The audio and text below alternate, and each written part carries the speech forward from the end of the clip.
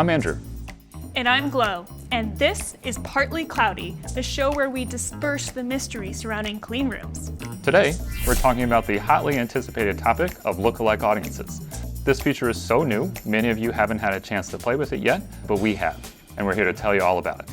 Glow, would you do the honor of introducing this feature to us and how it works? Absolutely. Think about lookalike audiences as a way to reach new audiences based on the people who are likely to be interested in your brand or will purchase from your brand. So this is done by creating a seed audience in AMC. For instance, the seed audience could be people who have subscribed and saved to your brand. And this seed will be the basis for the growth of the audiences. Think about it as a tree. So that seed will expand and create much larger audiences to capture upper funnel audiences for you to target. So to build on that, the seed is super important.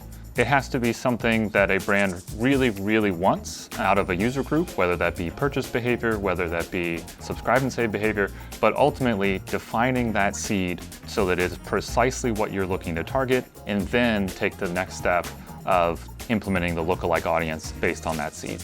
So ideally, the next piece would be to really have control over that model that creates that expansion from that seed. So in a dream state, what would that look like to you, Andrew? Yeah, a dream scenario would be where we could bring our own model instead of relying on Amazon's model for expansion. And what I mean by that is we don't exactly know what rules they're using to define the expansion. And if we could bring our own model, what we could do is decide which levers we want to pull. One of them could be number of times a user has hit a detail page, length of time a user is in a browse node, or anything really. But what we could do is then better understand how we get fuzzier around the seed audience and then expand out to different user groups that have different levels of activity that's related. So one thing we haven't covered is how do you actually get started using AMC lookalike audiences? Glow, do you want to take that one? Absolutely, Andrew. So if you're planning to use lookalike audiences, you need to have an AMC instance running, as you will only be able to target back as far as your historical data actually goes.